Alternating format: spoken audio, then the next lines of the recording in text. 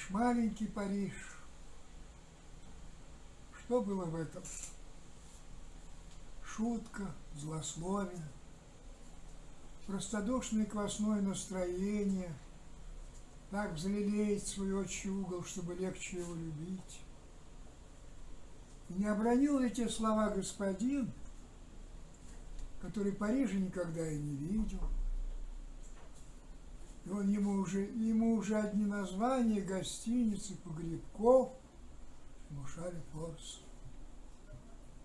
Малы у базаров и по улицам зашарпанные гостиницы, но сколько внушительности в вывесках, на какую заморскую жизнь они замахнулись. Франция, Нью-Йорк, Тулон, Трапезонд, Венеция, Константинополь. Носи тюки, чемоданы, живи у нас сколько хочешь. И все прочее в Екатеринодаре, как в далеком великом Париже, но чуть на особицу, на свой южный казачий лад. Там в Париже площади, памятники и дворцы. Не отстали и мы. Вот крепостная площадь с гордой Екатериной II, вот триумфальные царские ворота на подъеме от станции, обелиск славы казачества в тупике улицы Красной и неприступный дворец наказанного атамана, и благородные собрания, куда на ситцевые балы съезжается весь местный бомонд, и Чистяковская роща недалеко от Свинячьего хутора, и городской сад с дубами 12 апостолов.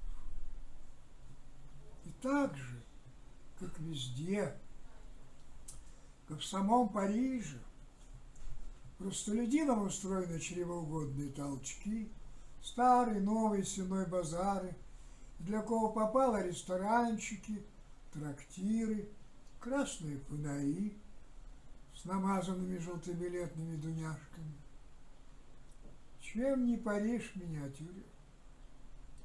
А уж екатеринодарские женщины-казачки, они красивее, соблазнительнее худючих парижанок. И недаром же Екатеринодар по всей России слывет цветником желанных невест. У кого еще такие свежие здоровые щечки, в чьих глазах столько сочной неги, блеска, игривого смущения, кто их горячее?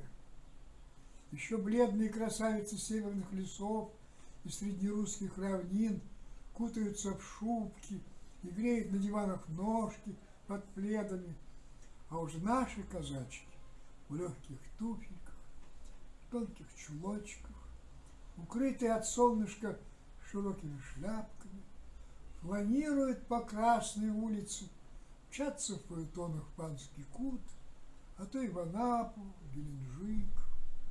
Молодые грубоватые офицеры, адвокаты, купеческие сынки, всякие гастролеры мысленно целуют их обнаженные ручки.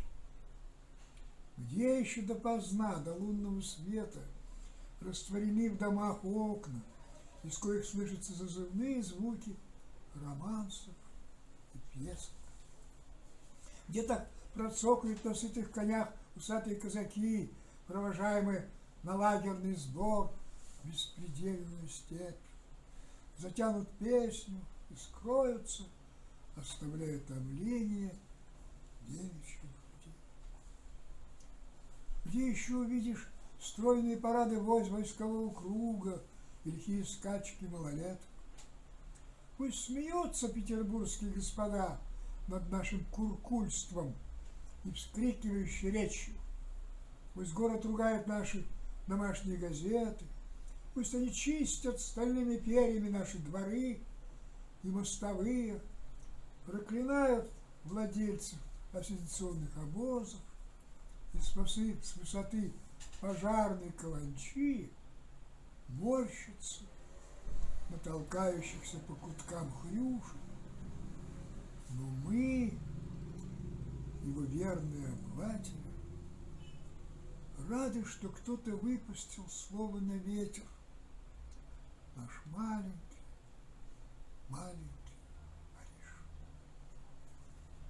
Возвращаясь на извозчиках в 4 часу утра, мы всегда будем думать, что так оно и есть.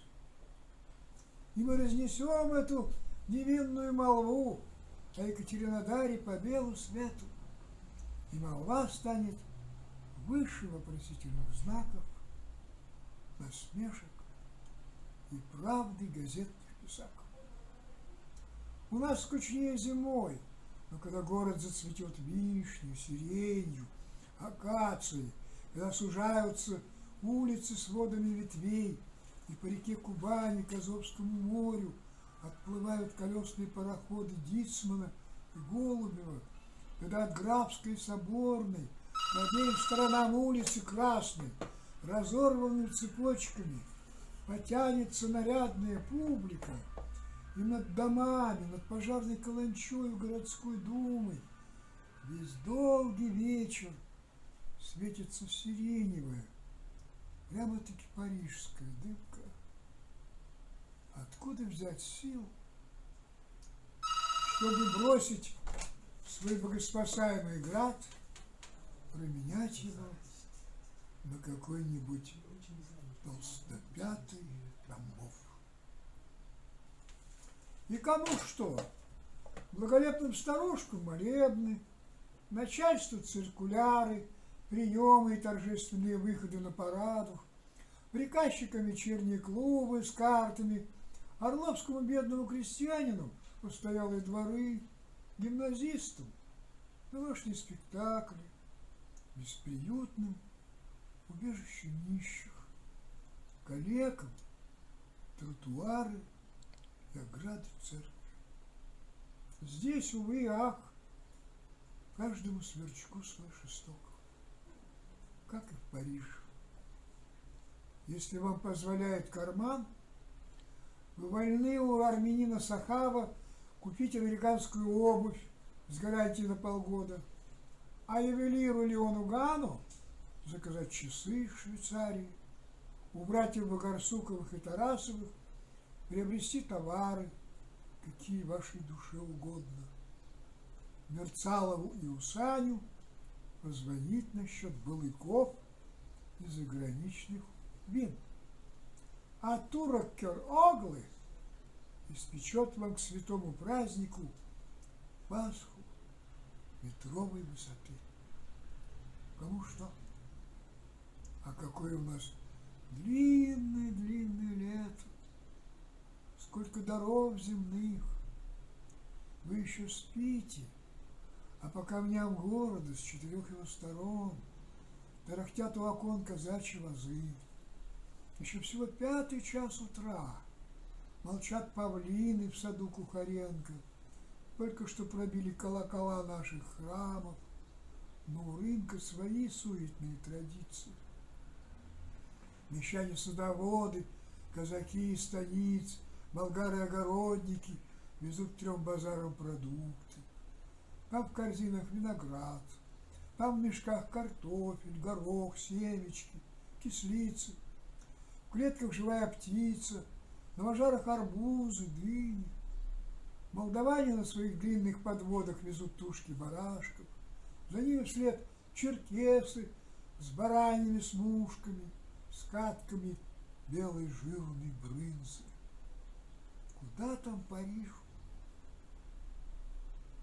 И чем не скажите, чем же, скажите, не Париж, такой же многоязыкий город, в котором мы сдавна застряли, обжились и разбогатели армяне, турки, греки, болгары, евреи, немцы и даже персы.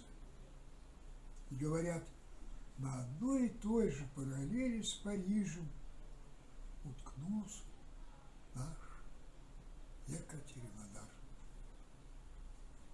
А легенда о казаке, утонувшем посреди улицы Красной в грязи с лошадью и пикой, о Господи, Ведь это всего-навсего анекдот, побрехенька, не больше.